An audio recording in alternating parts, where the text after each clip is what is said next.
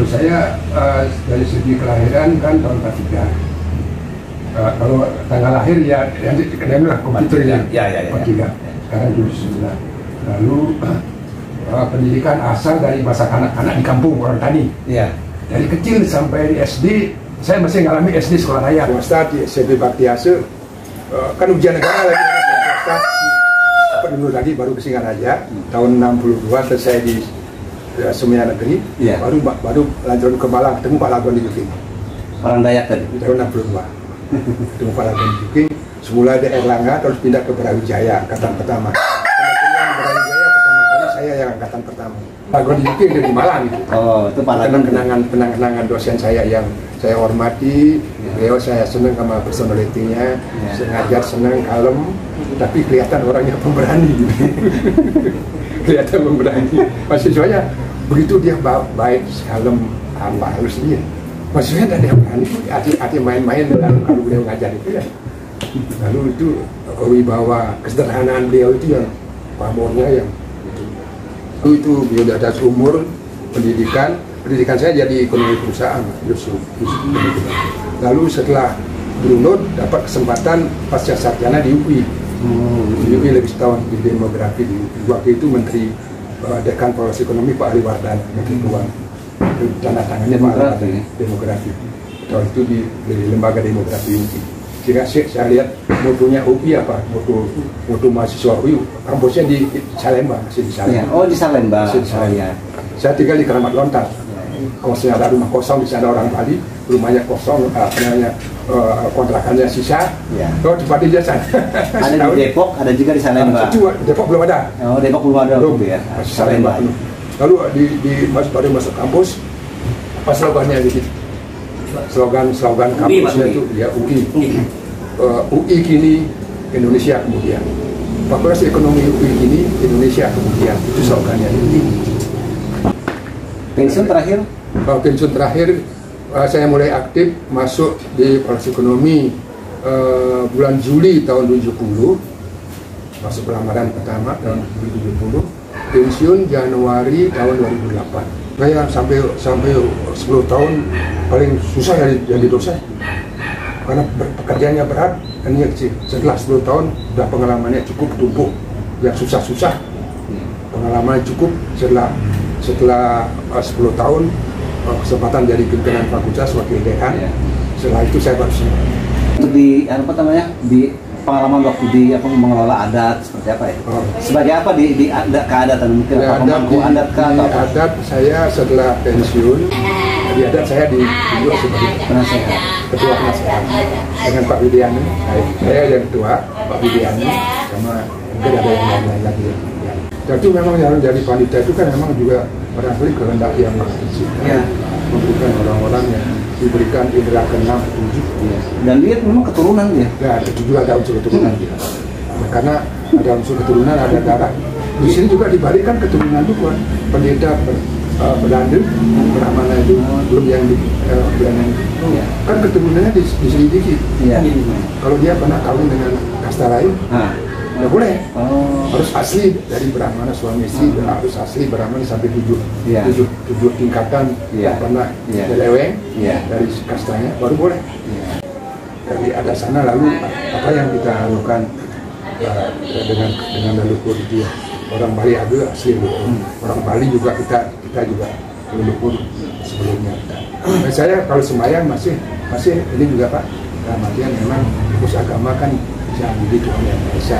Tapi di Longkilo itu masih tetap adat Erlawa masih. Wisnu Suari ya, artinya masih kan leluhur saya. Jadi di antara doa itu satu doa masih Wisnu Suari artinya mendoakan leluhur itu supaya baik di sana di surga. Di dalam tradisi kami juga ada seperti itu. Ada namanya panti. Ada satu tiang bikin rumah kecil. Itu jadi buat jaga rumah kita juga ada. Jadi misalnya ada niat apa, taruh ada sajen gitu, seperti gitu. Tapi itu kepercayaan yang dulu gitu nah. Tapi itu kepercayaan dulu, itu kan kepercayaan keyakinan. Iya. Kalau dengan Kristen kan bertentangan, agak beda atau agak beda. Nah, seperti ini. Oh, bagus ini. Nah, itu dari kayu ulin. Oh, saya punya di depan, saya depan yang bangunan ini saya di depan di Pak. dasar. Oh, Di depan itu pojok itu saya nih bangunan. Mungkin dulu kakek dulu sudah gitu. Itu di pasar ya, Mbak? ini di pasir.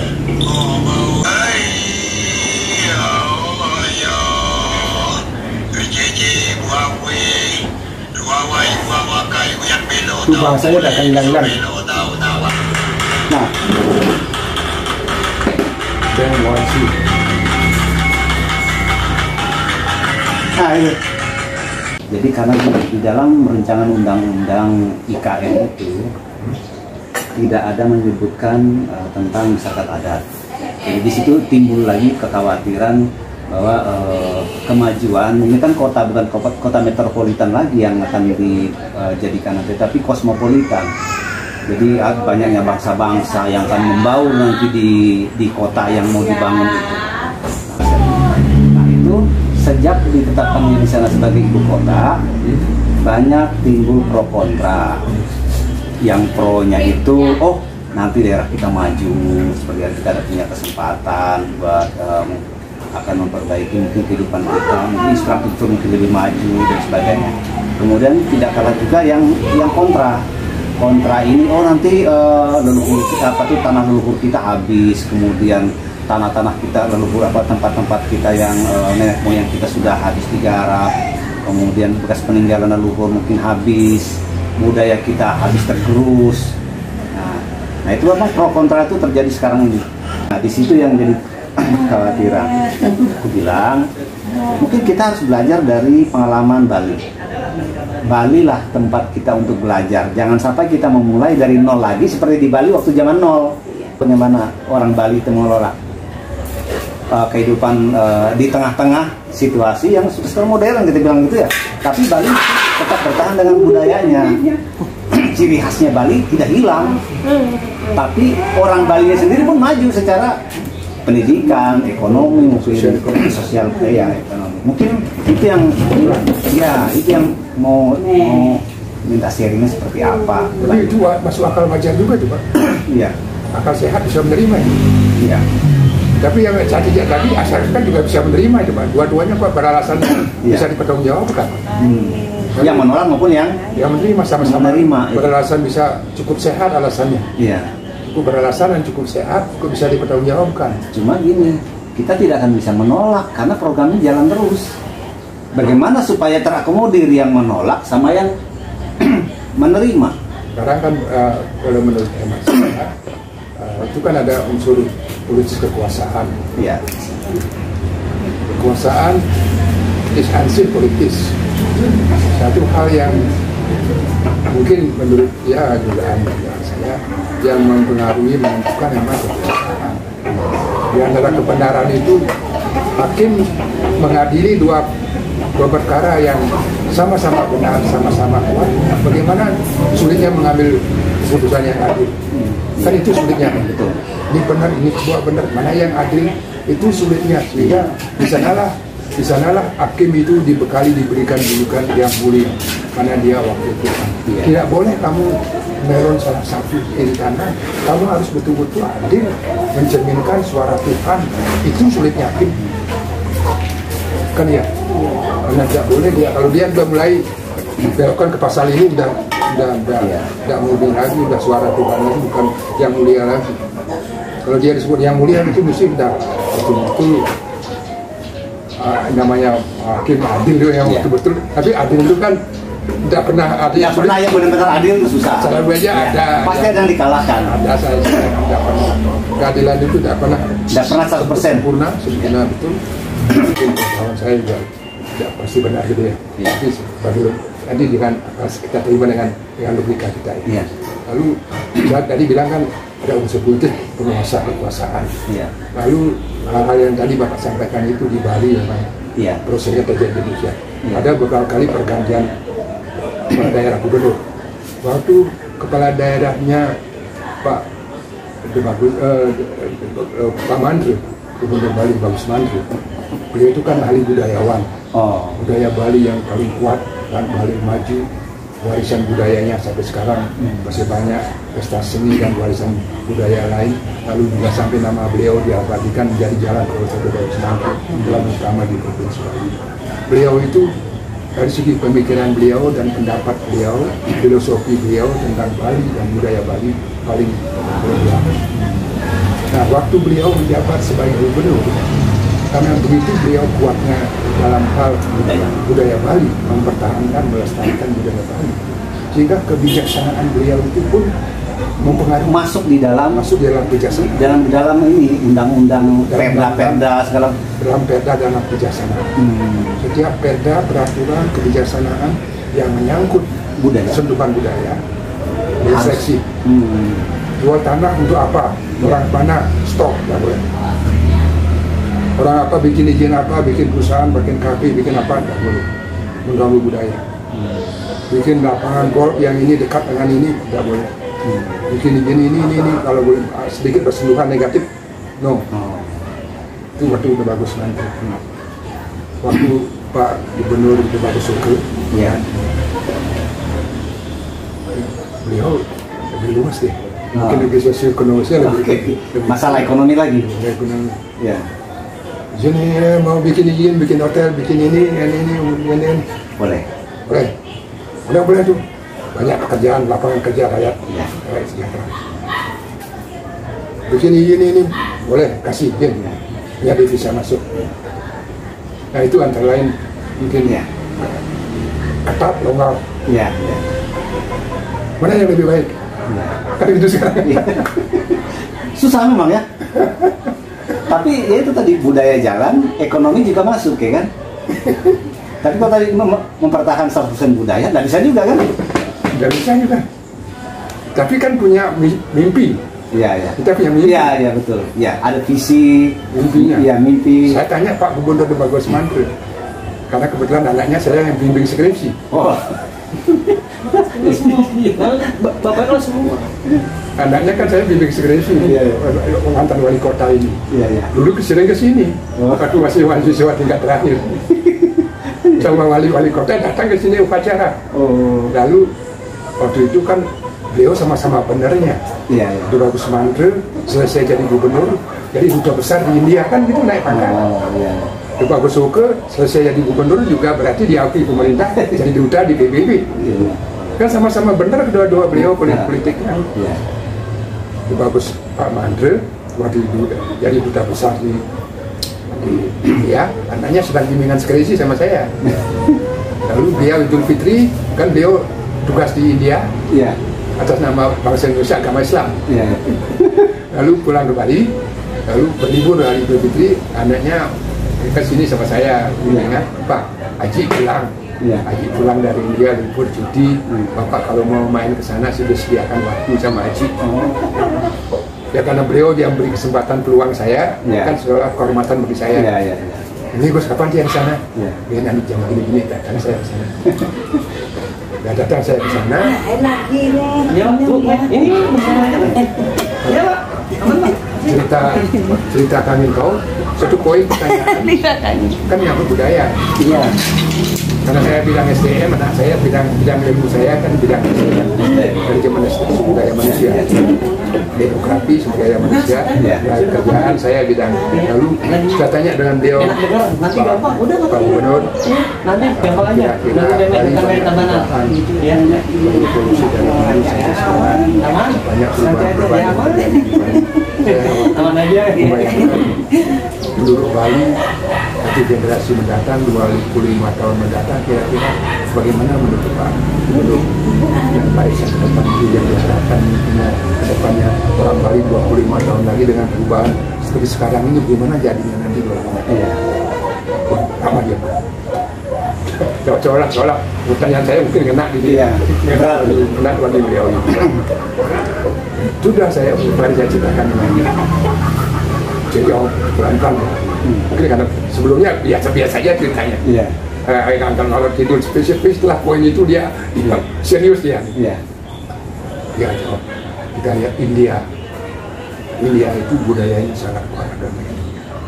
Tapi rakyatnya kurang makmur, kurang makmur. Jadi ya gimana ya, memang tapi budayanya jatuh, terus kita jadi kemakmuran lagi kurang. Iya. Tapi kalau dari lihat pembanding lain Jepang, Iya. Jepang kita lihat budayanya sampai sekarang masih bagus sekali. Iya. Budaya agamanya masih kuat, tapi teknologinya juga sangat maju. Iya. Rakyatnya makmur, ekonominya makmur. Nah kita ingin seperti Jepang. Nah, ya. Bagaimana Bali mengelola tanahnya itu nih saya tertarik gitu. Dulu ini kan saya antara nanti di kampung saya. Kasus ada yang tadi begitu. Iya. Nanti kan ada orang banyak datang perlu tanah segala macam. Ya kita khawatir nanti tanah kita tuh habis terjual. Mungkin kita tanpa sengaja kita tertarik dengan jual tanah begitu. Akhirnya apa? Nanti kita di kolong jembatan atau mungkin busur. Nah, bagaimana yang saya lihat tuh di Indonesia tuh Bali yang paling bagus mengelola tanahnya. Ada yang secara sewa, ada cara bagi hasil, ada. Nah, itu bagaimana kesis pakai? Kita ambil kasus tadi kita lihat bersama, kaji bersama. Iya. Kita pergi ke Nusa Dua. Nusa Dua kita pergi. Iya.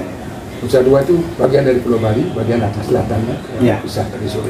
Oke. Kalau dulu waktu tahun 80-an, pariwisata di Bali belum begitu semarak seperti sekarang, masih agak konvensional, belum maju seperti sekarang. Dibangunlah BTDC di sana, Bali Tourism Corporation Development. Jadi Badan Perencanaan Pariwisata daerah Bali yang dipusatkan dengan proyek pengembangan kawasan Nusa Dua. Iya. Nah, kawasan Nusa Dua itu memang disediakan, dipilih sebagai tempat yang tadi kasus tadi. Oke.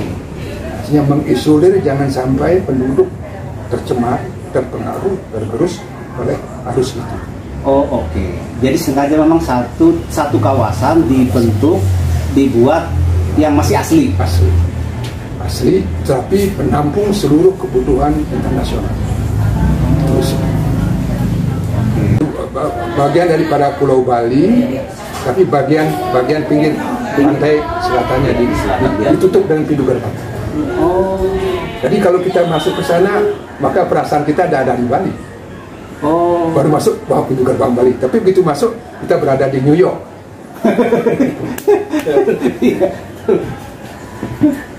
Bagaimana tadi pertemuan budayanya itu? Di sana? Iya. Yang di sana bahkan berdiri hotel-hotel kaliber bintang 5 dan yang lebih tinggi dari bintang 5. Jadi kaliber hotel bintang 5 dan yang lebih tinggi dari bintang 5. Itu saya kan pernah survei ke sana, kepala bagian personalianya, saya pernah survei semua itu Pak. Jadi Nusa Dua itu kehidupan internasional di situ ya? Khusus untuk kawasan internasional. Oke. Berarti untuk budaya Bali sendiri situ minim ya di situ ya? Di sana khusus orang tradisional. Usaha budayanya di sampingnya, seolah sebelahnya ada desa Kuala. Oke. Di sana memang pendukung itu, pendukung daripada ini. Oke. Jadi artinya pelindung dari segi keamanan mungkin Pemdam sudah mempersiapkan desa itu, mungkin sudah dididik dari segi keamanan. Nanti kalau ada tamu-tamu negara, ada segi keamanan berarti kampung sekitar itu sudah mungkin sudah paham security. Kayak kemarin yang baru-baru itu ya Pak, apa Raja Mesir atau Raja Arab Pak? Raja Arab di situ juga satu keluarga. Jadi begini, ini Nusa Dua, gitu ya. Di sekitarnya itu desa budaya. Sebelah sininya sebagian budaya. Oh, sini desa budaya. Biasanya dulunya masih alam asli. Hutan dia hutan tidak tegalan apa segala. Oh, hutan alami. Ya. Di sini ada perkampungan. Dulu daerah miskin dulu, Pak. Terus bagaimana pemerintah membangun desa ini? Desa ini dulunya kan desa miskin karena tanahnya gersang kering. Yeah. Dia ada bisa hasil pertanian. Sebagian dulu sebelum pariwisata maju ditransmigrasikan. Yeah. Jika daerah asal transmigrasi saya survei ke sana juga. Yeah. Daerah asal transmigrasi dari daerah sini sebenarnya. Iya. Lalu desa ini dulu termasuk miskin juga. Iya. Tapi setelah pariwisata baik. Nah, lalu bagaimana membangun budaya di sini? Berarti memang masih tetap desa di sana. Lalu pemerintah fokuskan ke sini. di sini dimanfaatkan untuk mendukung. Untuk mendukung yang di dalam sini. Untuk mendukung pembangunan itu, untuk mendukung tenaga kerja di sini, untuk mendukung lingkungan di sini. Lalu bagaimana budaya di sini? Budayanya masih tetap masih malah lebih kuat di sana, Pak. Oh. Ya karena memang sudah dibina lagi supaya akhirnya melestarikan budaya Bali, sering ajak Bali dulu itu kan. Oh, itu memang didukung dari pemerintah. Dari lembaga adat. Lembaga adat. Sehingga kalau Bapak dulu ahli arsitektur Bali, kalau dia memberi ceramah tentang arsitektur Bali yang bergaya Bali ya. Jadi kalau sekarang masih enggak, kalau saya tidak lama enggak bisa. Jadi kalau kita masuk ke lingkungan masyarakat di sana ya, desa Bualu itu ya, desa apa namanya samping kawasan Nusa Dua itu. Jadi kalau ada pintu gerbang baru masuk tahu stasiun gong itu anjingnya keluarnya apa dulu. Itu budayanya katanya. Itu dipromosikan begitu budayanya oleh ahli arsitektur Bali. Itu karena memang bagian dari kehidupan masyarakat budaya Bali. Jadi begitu tutup pintu, digonggong suara anjing. Gonggong anjingnya panggil tuannya. Oh iya, memang begitulah adatnya. Itu kebiasaannya begitu dulu. Itu tidak boleh dihilangkan. Lalu maaf. Ya, tapi bagus memang itu. Lalu tuan buahnya karena anjing menggonggong ribut kan bangun. Iya. Dia itu diam itu juga. Oh iya. Ya baru keluarnya Pak. Tuan. Tapi kan saya pelihara anjing juga, tapi memang anjing saya juga kebetulan berfungsi Pak. Iya. Jadi kalau ada tamu di depan dia dari jauh dari sini, kalau orang lain buka pintu kan. Contohnya saya tadi masuk tadi di bawah ribut. Di bawah juga gitu. Kalau masuk kebun saya, kalau ada orang lain masuk di bawah, gongong sini dia nih. Tapi kalau anak-anak saya masuk, dah dia. Padahal dia tidak melihat, tidak apa-apa kan cukup jauh dari sana Pak. Iya. Kalau buka pintu dia depan warung itu dah. Kalau ada pelawak itu ya, iya. Ada orang lain ada getaran. Jauh dari sini kita tidak perlu ya gong mana mah gitu. Nah itu daerah kawasan. Jadi contohnya kasusnya berarti mengapa bisa ini karena dia seolah dipisahkan. Dari awal memang sulit. Kamu jangan ganggu Bali. Kamu jangan ganggu Bali. Bali sana ya oke Bali sana. Jadi kembangkan di sana, aturlah sebaik-baiknya. Tapi kita mendukung. Oke. Dukungan apa dukungannya? Bikin jalan. Bypass dari Nusa Dua sampai ke objek wisata seluruh. Kasih jalur bebas wisata jalur tol yang cukup memenuhi syarat wisata. Termasuk juga dengan Bali Mandara yang sekarang jalur pantai itu. Iya. Jembatan itu. Itu pendukung tamu-tamu negara Bali tidak kalah dengan luar. Lalu masuk dari bandara, airport, turun ke airport, masuk jembatan tol laut itu, masuk ke pintu gerbang Nusa Dua, masuklah New York. Berarti kalau di sana sementara masuk New York, pesan kiri kanannya saya masuk, tidak ada sampah, tidak ada penataan apa-apa. Ini kalau di luar negeri saya ini, saya masuk kampung Ketamakan. Bule, pokoknya udah kampung bule. Tapi begitu masuk saya kan seperti sana Pak. Oleh bagian personal Bali, Hayat, Putri Bali, pendidikan saya kan juga seperti di sana. Ada pusat pendidikan pariwisata di sana. Saya juga ngajar di sana, masih kuliah di sana dan menguji di sana. Di pusat pendidikan pariwisata di sana, pojok sananya. Lalu saya seperti di sana. Nama hotelnya apa? Putri Bali. Nama hotelnya Putri Bali. Berarti kan masuk lagi begitu dari pas pintu gerbang masuk luar negeri. Tapi masuk itu lagi Swastiastu. Karyawannya pakai kancilan Bali lagi. Namanya hotelnya Putri Bali. Itu di kawasan Nusa Dua. Di dalam lingkungan internasional tadi. Ada sekian hotel bintang 5. Termasuk international meeting segala macam apa-apa. Tapi begitu masuk ke dalam budaya Bali masih ada. Masuk individu lagi budaya. Nah itu yang perlu ini. Lalu dia pojok sana lagi saya servis lagi ke hotel cabangnya Hilton. Hilton Hotel itu udah di satu bagian hotelnya, Nusa Dua itu. Itu saya ke sana, teman saya waktu SMA di Singaraja, kepala badan personalnya, boleh cari cimi. Dia bahasa belelehnya keluar lagi gitu. Karena kerap jadi ini Pak. Oke, isi bumi dulu, saya bukan kuasa dari London dari sana, saya diberi kuasa wewenang mengangkat personalia. Saya yang ngasih kuasa dari London, saya diberikan wewenang angkat pegawai mau berapa di sini hotel ini saya yang benar-benar personalia. Main ciri. Tapi nyatanya emang benar. Itu. Lalu kan saya itu buat bagian itu ngomong-ngomong lagi masuk ke sana budaya beleleng apa itu kan. Nah gini pertanyaan saya lagi. bagaimana budaya Bali itu bisa sampai ke situ bagaimana? Nah, yang khawatir kita sekarang ini kan masuk di kawasan ibu kota negara yang ada dalam situ bukan orang daerah lagi, tapi budaya yang berbeda lagi gitu. Nah itu yang kita khawatir. Menangnya Bali. Nah, bagaimana Bali? Kalau Bapak masuk ke hotel-hotel di Bali, mesti tidak melihat belangkon, tapi melihat udang sama lancing. Sana unggulnya. Nah, di situ bagaimana Bali bisa seperti itu? Nah, itu yang kalau Bapak masuk ke prosesnya dari awal itu. Masuk ke Bali Beach, sudah malam standar bintang 5. Standar salutation, standar budaya, standar sambutan bintang 5. Yeah. Udang-udangan Bali, budaya Bali, ramah-ramah orang Bali. Nah, itu sana. Lalu pertanyaan Bapak, bagaimana konflik ini bisa dimodifikasi menjadi suatu perpaduan dan serasi. Yeah. Nah, kalau ambil kasus di Bali, caranya waktu kita khawatir budaya Bali akan digerus, dipengaruhi, dirusak oleh ini, solusinya Nusa Dua. Satu solusi Nusa Dua. Dengan sarana yang mendukung pertumbuhan ekonomi pariwisata, jalur-jalur wisata. Dengan objek-objek wisata, kalau kita ingin cari yang asli, mungkin pernah ke Penglikuran. Pernah. Nah, kalau kita mau tahu asli Bali asli tidak tersentuh sama sekali, tidak begitu gencarnya pariwisata dolar mengalir, berarti Penglikuran tetap dengan adat dan dengan peraturan adatnya masih desa bersih kata mereka. Ya, bersih nomor 3 di dunia. Iya, terbersih. Udah pernah? Pernah. Iya Pak. Pernah. Desa terbersih di dunia. Nomor 3 ya. Iya. Lalu itu kan tidak diisolir Pak, memang tidak menyesuaikan sendiri. Orang otomatis respect juga gitu. Tamu juga mungkin tidak mau mengganggu. Tamu turis juga memang apa adanya, mematuhi aturan di sana. Tidak mau bawa aturan sendiri tapi mematuhi aturan. Iya, betul. Jangan kita yang mempengaruhi dia, tapi dia yang mempengaruhi kita. Gitu. Itu kan di sana begitu. Ya istilahnya kan di mana bumi dipijak, di situ langit dijunjung. Filosofinya. Ya. Itu yang ke Penglikuran banyak begitu. Kalau kita ke sana otomatis hormati, tidak boleh bersama, tidak boleh ini, tidak boleh kasar, hormat, sapa dengan ramah, kita juga ramah. Kan tidak merusak jadinya. Iya, bukan yang penduduk asli yang beradaptasi dengan pendatang ya.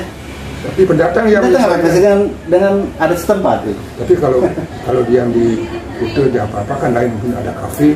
Iya. Kafe dia bawa cowok, bawa apa tunggu, nanti. Tapi kalau ke sana kan lain. Kalau yang di sini kawasan Nusa Dua ini, bagaimana? Di sana ada pusat pendidikan pariwisata. Di sini ada pintu pengaman ini kawasan. Kontrol pemerintah terhadap aturan-aturan perhotelan, peraturan tata kerja dan segala macam ya. Sarana pendukung apa-apa iya. Lalu juga segi lingkungan pendukung, desa ini mungkin ya desanya paling banyak mendapat pengaruh. Desa dekat Wali. Desa terluar yang terdekat ya. Ada berapa desa itu yang saya lupa ya desa. Tapi itu udah budayanya masih itu yang saya bilang kong anjing itu masih. Itu Pak Anu yang Pak Robert yang memvideokan pakai seminar, pakai seminar, pakai forum seminar, karena dia kan menemukan dia arsitektur Bali, sehingga dia kaji dari awal dari budaya, dia kaji tunjukkan bahas dari awal budaya Bali asli kosal itu gimana, lalu dari angin gonggong sampai kerot pintu, lalu yang punya rumah dia baru nyapa tamunya, baru silakan masuk, baru kan itu kan yang paling tradisional lama. Lalu kita dulu di Bali sampai tahun 60-70-an ya, saya ngajak teman Cina dari Malang berlibur ke Bali, saya ajak dia berlibur ke Bali, ada teman dari di Bali. Dia heran melihat kok ada sepeda motor ya sembarangan ngadep di jalan, tidak pilihan tidak pilihan, udah orang di sini biasa. Lalu ya apalagi yang sepanjang dari Gilimanuk Nyebrang, teman saya itu kan kesannya dulu di Bali itu orang mandi, cewek-cewek mandi di sungai, jangan kan gitu. Teman saya aja di samping dulu di mobil tuh mana. Lihat orang yang lewat jembatan di sungai mana orang mandi. Tapi betul Pak, memang sampai proyek ini tahun 70 ya, 79, 89 sungai ini bersih sungai ini. Orang mandi buru-buru tenaga kerja kalau ya, langsung aja ke sungai di sana. Ya. Cewek-cewek berupa banyak ada di kampung Ya. yang nona-nona masih muda. Ini bapak-bapak dosen ini bawa keker. tahun 80 70-an ya. Saya masuk sini berarti sebelum 80. Ya 2-3 tahun sebelum itu proyek jalan itu lah. Sungai ini masih bersih Pak, tempat mandi buru-buru sore-sore. Sudah teman-teman yang dosen masih berjalan waktu bahasa masih muda. Teman-teman yang cincin sama istrinya, sembunyi sama istrinya, wah ini kan bunuh itu. Itu apa namanya budaya lokal yang kuat bertahan karena respek orang lain juga positif gitu. Orang lain positif yang tapi juga yang aneh-aneh di Pura Besaki kan pura yang paling disucikan. Yang tempat paling suci kan Rongking itu, tempat tiga. Pernah katanya turisnya naik ke sana. Pakai baju apa itu Pak? Pokoknya naik manjat di atas tempat kita sembahyang itu. Kan takuan sama ada yang jaga di sana. Woi, cara besar. Lalu turis itu kena denda Pak? Oh iya, ada hukuman tuh. Sanksi. Mungkin karena itu keinginan tahu, tapi ada jika ada kesalahannya berarti mestinya dia tanpa guide dia. Kalau ada guide mungkin tidak sanksi. Lalu yang kedua juga memang tanpa guide, lalu kurang pengawasan yang di sana kalau ada yang liar gitu. Mestinya kalau guide yang profesional tidak mau. Nah itu yang hebatnya. Lalu yang berikutnya di Penglipuran, Nusa Dua, lalu juga desa-desa lain apa boleh bikin villa, bikin turis tamu di Ubud di Gianyar. Tapi nampaknya di Ubud kan welcome Pak. Kan Puri Ubud sama masyarakat Ubud kan tidak saudara Pak. Itu gencarnya turis berapa ribu dolar masuk karena berapa villa berdiri di sana. Tapi kan aja Raja Ubud itu masih kalau ngaben baru sudah kayak segala macam. Lalu masyarakatnya juga petaninya masih lihat. Mengapa gitu kira-kira? Karena mungkin kedatangan ini samping memang aturan-aturan pariwisataan, juga mungkin juga memang respon nilai-nilai budaya ini yang memang masih kuat, respect. Lalu sistem lokalisasi, sistem nilai budaya, sistem apa namanya juga ya nilai ekonomis.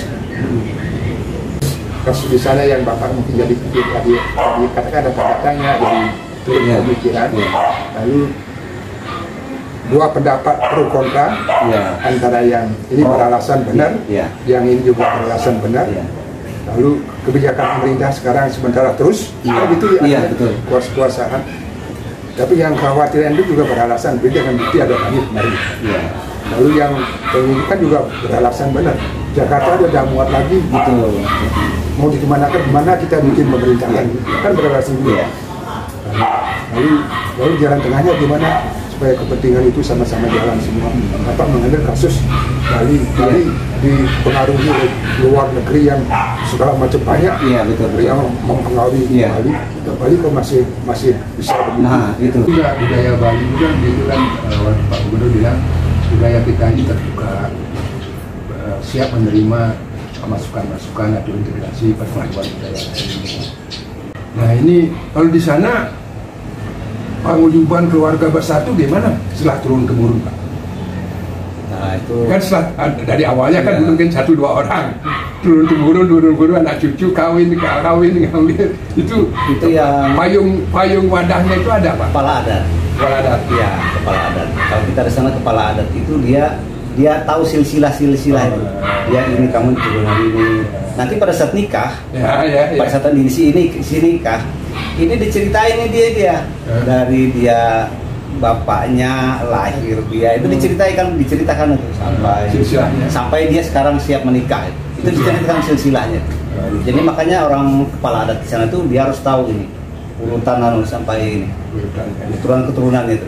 Jadi satu kepala adat itu dia bisa beberapa warga ya satu desa misalnya satu desa itu satu kepala adat. Dulu desa adat. Tapi sekarang yang kalau ditambahkan kan satu kepala adat, desa adat, ya, membawahi itu memimpin atau mengkoordinir satu kampung. Iya. Nah sekarang kami kalau ditambahkan kan di samping satu kampung ada satu marga, keluarga Panlingkur, sana Panlingkur. Nah, itu yang saya maksudkan. Kan satu payung itu membawahi beberapa kepala adat lagi. Oh gitu. Kalau kami di sana ada lagi namanya di atas lagi penggawa. Oh. Ada penggawa, itu dia memegang lagi beberapa kepala adat lagi. Nah aturannya itu aturan awi-awi kuat atau modern atau masih tradisi? Masih tradisi. Beda dengan kepala desa, beda dia. Kepala desa kan? Ya, itu hanya pemerintahan. Aturan nasional. Ya. Tapi kalau ini yang dibilang kepala mantir adat. Dari segi pemerintahan, ya, itu komparatif. Kalau kita desa adat tampakan itu ya, desa adat tampakan atau desa tampakan berbekal Bimang Sangi, itu kalau saya atau salah seorang warga desa tampakan, penduduk desa tampakan, dia punya KTP desa tampakan, orientasinya desa tampakan secara pemerintahan administratif, kan NKRI, betul. NKRI kaitannya, tapi kalau desa adat Mana atasannya? Beda. Nggak ada hubungannya dengan NKRI. Dia lagi ikuti batas administratif. Ya, batas wilayah aja. Satu itu aja. Tapi kalau begitu nanti ada adat lain yang lain di mana lagi? Iya. Nah ini ada makanya Parisadeng di Dharma ada lembaga desa adat Bali. Itu yang lembaga desa adat ini yang membenahi karena ada beda adatnya, jangan bertentangan adat satu sama lain. Jangan ada contohnya gini di tempat kami ya. Ada pembinanya. Ya, saya sekarang tinggal di Tanjung, Kalimantan Selatan. Ya. Tapi asal saya di Kalimantan Timur sama di satu desa. Desa Sandelei. Ya. Tapi Sandelei itu orangnya asalnya dulu itu dari desa Semuntai. Ya, nah begitu acara nikah anak saya harus manggil kepala adat yang dari desa Semuntai tadi. Itu dia datang. Nah dia tahu silsilah saya ini sampai ke yang anak saya. Dia merestui juga. Iya. Iya karena itu keturunan dia. Iya. Karena dia menganggap darah sambungannya ke sana. Iya. Walaupun saya tinggalnya di Kalimantan Selatan. Tapi saya harus manggil yang dari leluhur saya dulu. Dah kabupaten lain, dah desa lain, camat lain, dah soal. Ya di sini juga gitu kalau saya ada apa di sini ya. Saya dia manggil dari kampung ke sini yang gini yang ngelindingin. Nah itu berarti ada persamaan. Berarti barangkali kalau sana kan ada desa adat yang tadi Bapak itu kan membawahi adat-adat ini, lalu adat secara satu keseluruhan maupun adat perbagian-bagian. Dan kaitannya dengan adat-adat lain seperti tadi dari desa lain ngambil jauh ke sini beda administratif, KTP-nya kan lain yang masuk sana. Jadi kalau di cara resmi kan nggak boleh pakai kamu mau kok sini menyelanggarkan pacaran nggak boleh, ini wilayah saya kan. Secara resmi kan dilarang, nggak boleh itu, harus izin. Tapi kalau ada bebas deh.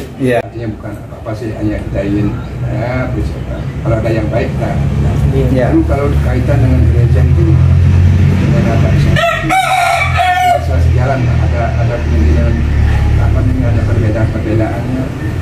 Memang ada beberapa yang tidak dilakukan lagi gitu. Dari adatnya. Iya, dari adatnya. Jadi yang lebih gereja. Iya, ada beberapa yang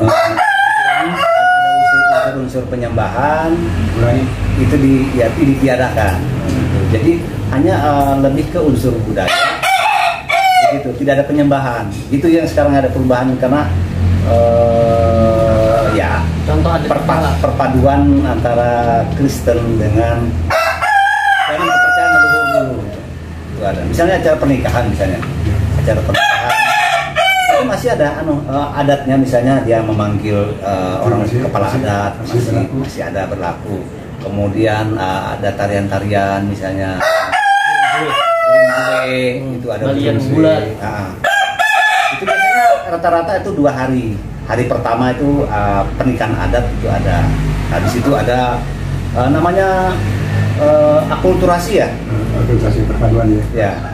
Lalu Ya memang akulturasi. tidak berbenturan. Iya, iya betul. Tapi satu ada yang menyesuaikan. Iya. Mungkin dikurangi karena mungkin dianggap ini lebih baik, Iya. ini lebih praktis. Ya kebaikannya dari saya menurut secara logik ya, secara lain yang rasa.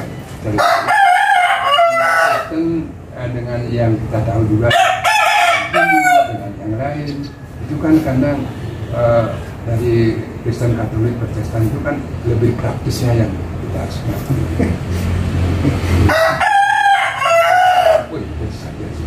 ya, itu repotnya ya. Itu repotnya gitu Pak. Ya. Jadi dari segi lain orang melihat seninya. Ya, benar.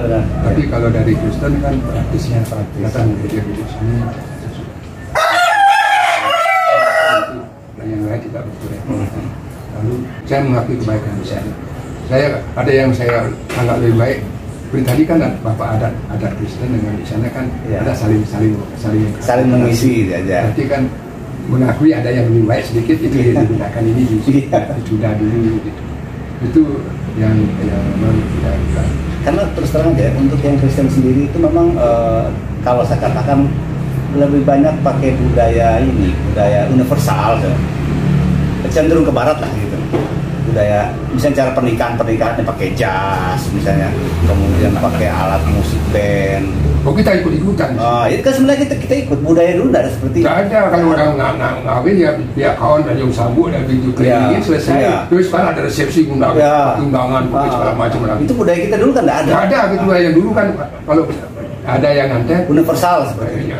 Datang ke sana, selamat, pulang, tidak ada kumpul-kumpul rame-rame sambutan, ada band, ada. Nah, muncullah itu misalnya bagaimana supaya ada ciri khas. Nah itu baru beberapa yang masih bertahankan. Tradisi. Aduh, kearifan lokal. Ya, kearifan lokal. Makanya masih ada adat Dayak ini dimasukin juga di acara nikahan gitu. Berarti memang budaya Kristen yang ngeband undangan resepsi itu kan. Mengapa di Bali juga ada? Dulu kan ada di kampung-kampung mana ada gitu Pak. Itu kan berarti karena memang budaya Kristen itu dianggap lebih modern dikit ya, lebih ramai, lebih baik. Pakai jas. Ya, undang teman-teman lagi harus pakai jas ya. Pakai jas, hitam putih, ya kan? Baju pengantin. Nah kalau kita dulu kan ada istilah kita dulu kan tidak seperti itu. Ada baju adat namanya. Ya, adat itu yang. Iya. Kalau sekarang ada resepsi, band, tapi masih pakai adat, pakai udang, pakai. Nah, itu dikawinkan budaya itu. Ya, yang adatnya masih kelihatan. Iya. Yang bandnya rame-rame. Ada juga dicampur-campur. Itu saya berarti kan budaya Kristennya lebih bagus itu, sehingga dia bisa masuk ke sana gitu ya. Tapi setuju gak kira-kira kalau budaya itu selalu berkembang? Mengikuti zaman, misalnya gini kan banyak juga contohnya. Kalau dulu misalnya kalau kami nggak ada namanya baju adat pakai kain, nggak ada, tapi kulit. Budaya ini kan selalu berkembang, ada muncul pakaian, dibuatlah kain ini menjadi baju adat. Tapi pakemnya tetap bertahan. Berbicara mengenai konsep budaya yang mengenai apakah budaya ini ajak lestari. Bali kan semboyannya ajak Bali kan gitu, ajak Bali berubah. Tidak berubah. Itu slogan kita di masyarakat Bali. Ajak Bali gitu. Itu keinginan kita gitu.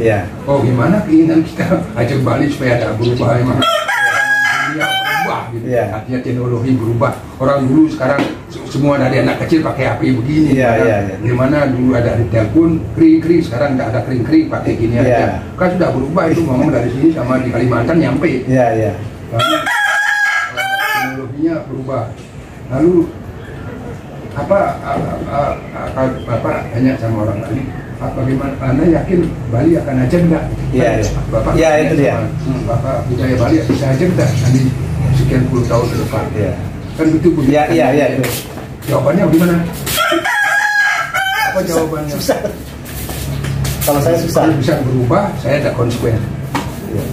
Kalau bilang tetap, Bapak menyangkal. Karena zaman akan terus berubah. Bapak menyangkal. Benar Bapak. Apakah saya tetap pakai cawat? Misalnya berapa abad kemudian? Ya itu kan Bapak mungkin kalau saya bilang tetap, Bapak menyangkal, nggak mungkin orang berubah semua. Kalau saya bilang berubah, enggak. Nah lalu gimana kita di Bali budaya ini menyikapi itu ya. Apa yang kalau saya bilang, saya akan tetap. Apa alasan saya? Ya. Ya karena yang bikin tetap itu, apakah yang bisa bikin tetap? Sastra yang bisa tetap. Iya. Tulisannya. Ya. Bahasa tulisan yang itu tetap laksanakan. Ya. Jadi orang Bali masih dibekali dengan satu keyakinan akan bisa tetap kalau Anda mau melaksanakan bahasa Bali sebagaimana mestinya. Betul. Dan menggunakan sebaik-baiknya. Di tempat saya ada namanya Belian tadi. Dia punya sastra juga, sastra kuno, dan itu tidak boleh salah diucapkan dari dulu ya, sampai sekarang itu harus benar, tidak boleh salah. Nah, itu yang Bapak pertahankan. Ya.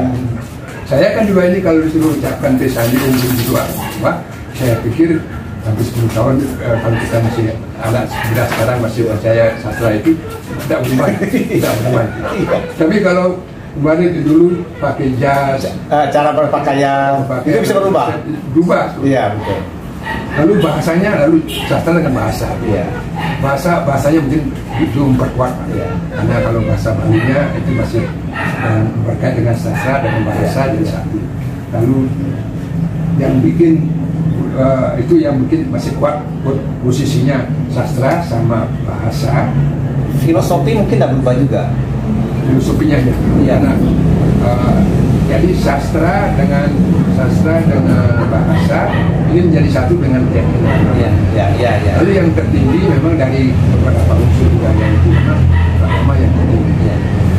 Jika adat kita orang Bali dari mana sumber adatnya dari agama. Tapi apa bedanya adat dengan agama? Kan begitu mungkin orang saya. Adat dengan agama. Kalau saya nafsirnya Pak ya. Kalau adat seperti Bapak bilang adat budaya berubah lah. Ya. Bapak nanti adat sini pergaulannya berubah lagi. Tapi kalau itu adat. Tapi kalau agama ajarannya kan kitab suci tidak pernah. Iya tidak berubah. Jadi mengapa tidak berubah? Karena itu karunia Tuhan Yesus. Tapi kalau ini kita buat ini kebiasaan orang baik ubah aja lah. Tapi gawainya peraturannya diubah. Kita yang buat ada. Ada tambahkan itu juga berubah. Prosesi pernikahan misalnya bisa diubah-ubah. Tradisi pernikahan bisa diubah-ubah. Siapa yang berubah? Kita yang berubah. Iya. Tapi kalau sembahyang ini tidak berubah. Tidak berani berubah. Iya betul. Lalu, ada yang bisa berubah, ada yang tidak bisa berubah. Yang biasanya berubah variasinya. Iya. Kalau dulu di kampung di Kudo itu Pak, kalau upacara di Kudo itu besar-besaran itu ya. Lihat bulan keempat, bulan Oktober, bulan Mei yang paling besar ya, upacara besar.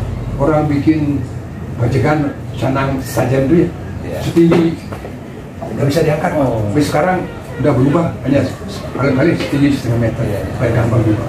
Kalau dulu ngebawanya dari rumah, banggaan sampai waduh, berubah sekali. Lalu juga kalau di Bali kesan apa pengetahuan katakanlah pandangan dari jauh gitu Pak ya. Pandangan dari jauh mendengar mungkin cerita-cerita agak Bali, orang Bali, budaya Bali, agama Bali dari dulunya ya Bapak itu pernah baca, pernah dengar. Dengan keadaan sekarang itu apanya yang ada Pak? Yang orang Bali ini masih dulunya kok tidak berubah berencana. Kira-kira ada apa bisa-bisa? Ya, kalau saya melihat Bali adalah salah satu tempat yang paling konsisten melaksanakan tradisi budayanya dengan perubahan zaman sekarang itu ya. Kita lihat di beberapa pulau gitu. Tapi hanya satu-satunya tempat yang saya lihat yang paling konsisten melaksanakan tradisi budayanya itu hanya di Pulau Bali, dan itu menjadi salah satu daya tarik bukan hanya di Indonesia tapi juga di dunia internasional. Ini hampir sama mirip yang seperti Jepang ya. Jepang itu salah satu tempat yang ya itu kita tidak melakukan lagi, memang negara modern ya. Tapi masih bisa. Saya pernah datang ke Kyoto ya, Jepang itu ya. Nah itu kan Kyoto itu kan kota tuanya. Disitulah dulu budaya Jepang itu pertama, kasaran segala macam. Terus mereka pindah pusatnya itu di Tokyo kan. Nah di Kyoto itu masih terpelihara dengan baik gitu. Bekas-bekasnya budaya-budayanya. Kemudian ada satu desa di sana desa di Gion namanya, di Gion itu luas distrik Gion. Nah di situ ditampilkan semua tradisi budaya dulu seperti apa namanya geisha, semua ya tampilan-tampilannya masih seperti dulu. Terus rumah-rumahnya yang masih kuno, masih terpelihara dengan baik.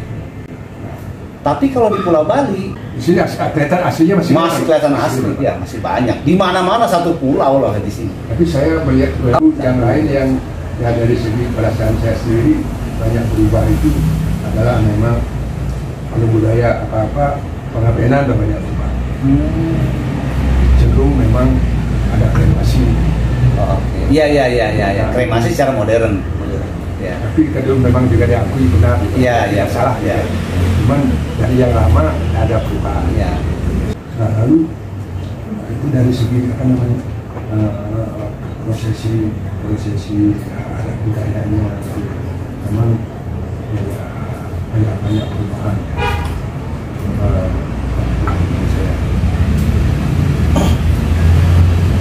Jadi dengan yang dari Bapak dari pohon itu ya, mungkin nanti kalau sudah pernah ke Trunyan. Sudah Pak. Sudah. Dulu.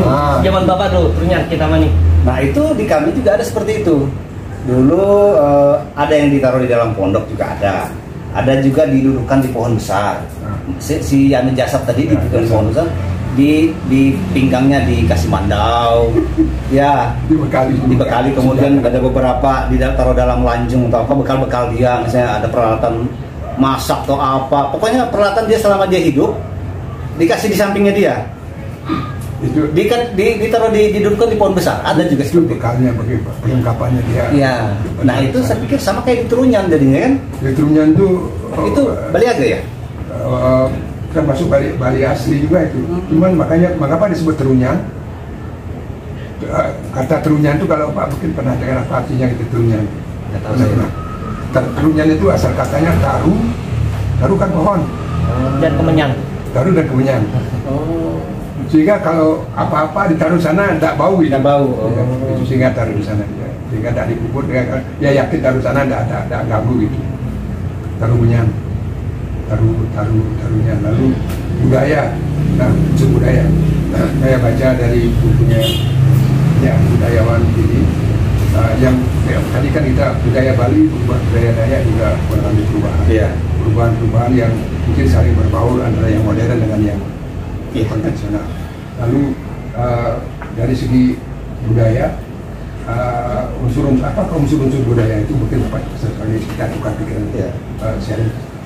Satu yang tadi agama paling tinggi, pasrah, budaya, bahasa. Lalu yang berubah apa? Yang berubah mata pencarian. Lalu juga teknologi. Itu yang berubah, yang bikin berubah ini. Iya. Kalau orang Bali dulunya semua petani, budaya orang Bali petani asli, Pak. Iya. Tapi nggak ada turis semua jadi guide, Pak. Iya. Cuma bahasa Inggris, Pak. Itu yang bikin berubah, Pak. Iya. Makanya orang Bali itu aslinya memang kan yang terkenal sampai masuk UNESCO itu kan Subak Tabanan itu ya, budaya, warisan budaya. Orang Bali itu aslinya petani. Sebenarnya saya juga senang sekali petani, Pak. Warisan dunia itu yaitu model siringnya itu. Ya, bertaninya pakai tingkat-tingkat itu. Ya, teras siring. Ya, teras siring. Itu warisan budaya sama subaknya itu. Iya, betul. Tapi saya kan memang orang tani, Pak. Dari kampung saya dari kecil memang jadi petani sampai kelas 3 SMP baru selesai jadi petani, Pak. Itu dah jadi orang Balinya pintar lah Pak. Irigasi ternak. Dari mana saluran air di pinggir ikan hingga yang di kaki gunung juga ada airnya. Ada airnya. Nah, pelajari. Nah, di situ yang hebatnya itu. Dia itu seninya itu seninya di sana. Satu-satunya di dunia itu. Nah, ini warisan dia. Tapi sekarang dilestarikan yang kapan. Jadi kalau biar wisata di Bandung, Jepangnya membantu sana, dikasih pompa air di Bandung. Luar biasa juga sama di tapi kalau yang lain-lain udah sawahnya bukan ditanamin sawah padi, tapi diajak turis jalan-jalan. Sekarang sawahnya sudah menjadi villa. Iya.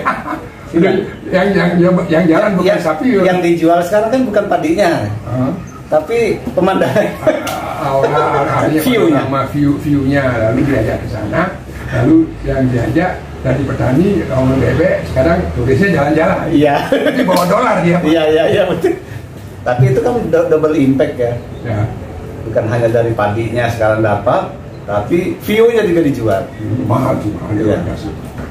Malah mahal view-nya ya. Mahal view-nya makanya dia jual daripada padinya. Ya, karena padi susah-susah, tapi di villa dapat sewa lebih tinggi. Iya. 2 tahun belum dapat hasil sekian. Iya, betul. Kalau tamunya nginep 1 malam aja udah Berapa juta ya, Pak? Itu efek positif. Ada efek negatifnya juga. Jadi banyak yang jual sawah jadi. Iya Pak. melanggar dah. Iya. Yang kemarin saya ceritakan. Di Bali kan memang lebih masalah daripada Kalimantan karena sempit. Tapi soal penjualan tanah ini kan memang dua masalah itu, Pak. Masalah dalam artian yang ngatur peraturan yang mengatur membatasi kan hanya dilarang menjual pada orang asing. Hanya pada orang asing yang dibatasi. Tapi kalau pada orang kita Indonesia kan boleh. Orang asing asal orang kita boleh, dia orang asing tidak boleh. Itu problem yang saya tahu tentang batasannya. Sehingga dengan ada batasan sedikit mengurangi, tapi pengaruh sosioekonomi itu juga sangat besar Pak. Dulu kawasan Nusa Dua yang tadi dekat waktu ini, kan dana perbukitannya tidak ada manfaatnya. Jadi setelah hotel masuk ini, lain Pak. Dulu ada istilahnya penduduk ini dah kawasan Nusa Dua. Dulunya kan penduduk muslim misalkan di Indonesia. Dulunya kan masuk ke ladang, masuk ke rumah, kan kandang sapi, kandang sapi, kambing gitu. Sekarang dengan polis masuk sana, polis waktu bikin hotel, ada proyek apalagi di sana, gubernur di sana. Orang kita berkunjung ke rumah-rumah penduduk di sana, masuk ke halaman rumah, bukan sapi di kandang, tapi kijang roda 4. Kijang roda 4 yang dikandangi. Nah itu perubahannya.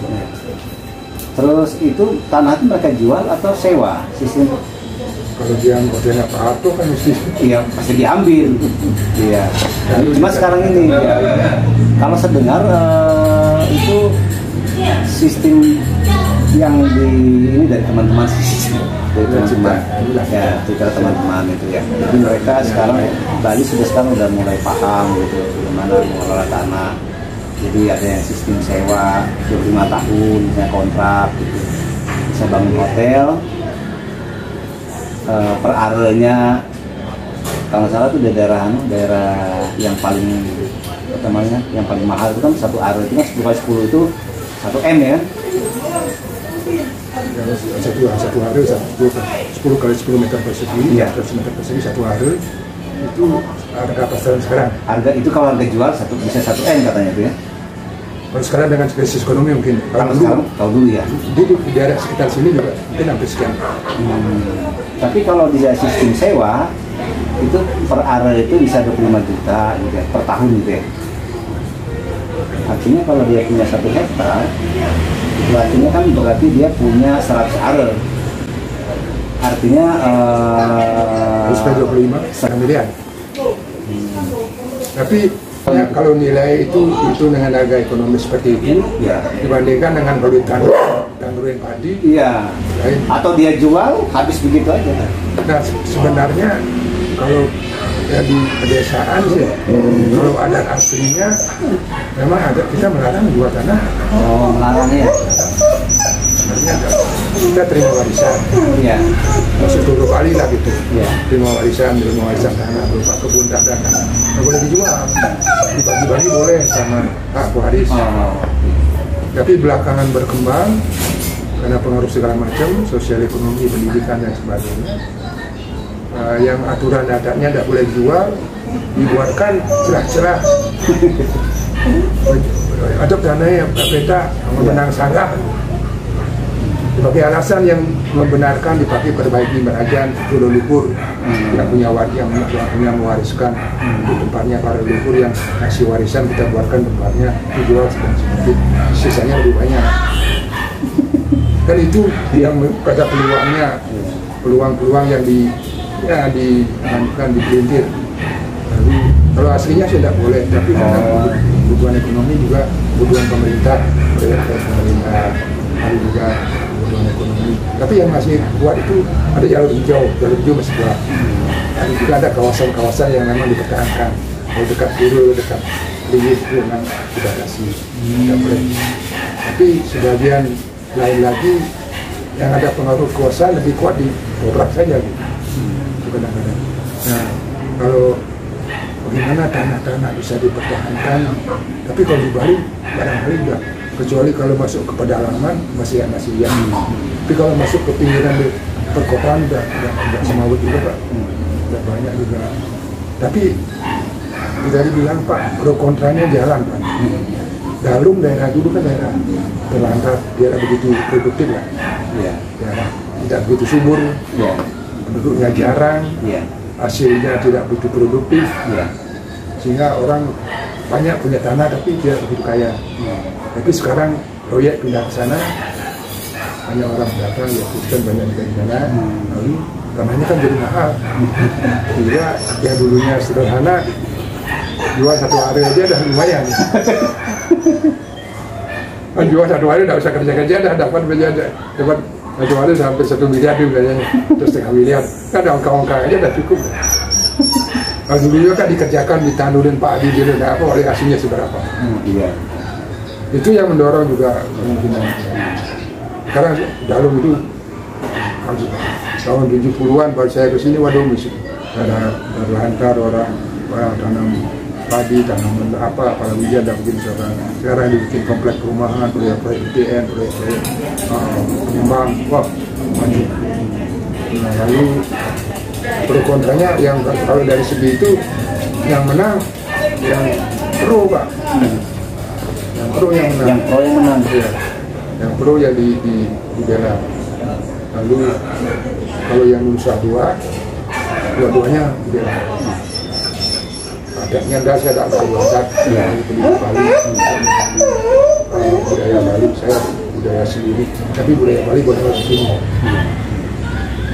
Itu yang Nusa Dua. Kalau yang Ubud, nggak main yang kejang main saya tak apa-apa, tamu saya semua tahu. Kalau tamunya Ubud orang itu, tamunya yang sesuai aja. Ubudnya kan tidak takut pengaruh budaya dia. Ada yang buat dia utang, tamu aja main, tamu ni jauh lari main, kalau dah layanin ini, kamu dolar kerja kan, dolar nanti main gitu ya. Saya tahu, itu yang kan ni, tu aku apa ya nak kerja cepat-cepat main lari, baik-baik orang semua, semuanya sama lah ubud. Kan senang aja ubud. Udah tidak terganggu, dah ubud itu sekarang masih asli. Biar welcome. Berbanjiran ke sana, ke Puri segala macam apa itu, apa dibikin apa, Puri itu paling terkenal juga. Makanya kalau ke Bali ingin tahu yang hasilnya yang paling asli, pergi Ubud. Kalau mau ke Bali yang paling modern, pergi Nusa Dua. Pergi ke Bali yang paling indah mana? Kintamani, Pantai Sanur, Pantai Kuta. Itu yang pengen saya sama kalau ini di Tabanan yang budaya hutan asli Bali. Kalau kesan saya dulu pernah ngantar tamu itu yang dari Ejan Partai London. Sekarang saya jadi guide-nya di Bali. Kalau di Bali kamu tamu dari sana karena saya akan dikirim ke sana. Kalau ada tamu dari sana saya yang endang.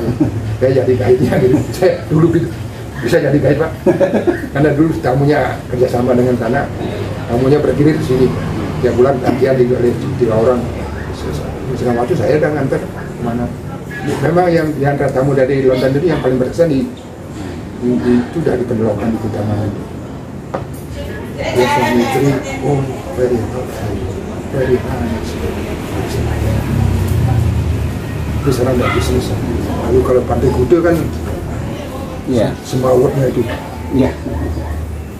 Semawutnya ada. Dalam artian karena ya, tapi justru itu yang disenang. Iya betul. Itu Pantai Kuta kalau menurut kesan Bapak masih asli dah, masih budaya lokal aslinya lihat masih Kuta ya. Kuta. Kalau Kuta kalau saya di situ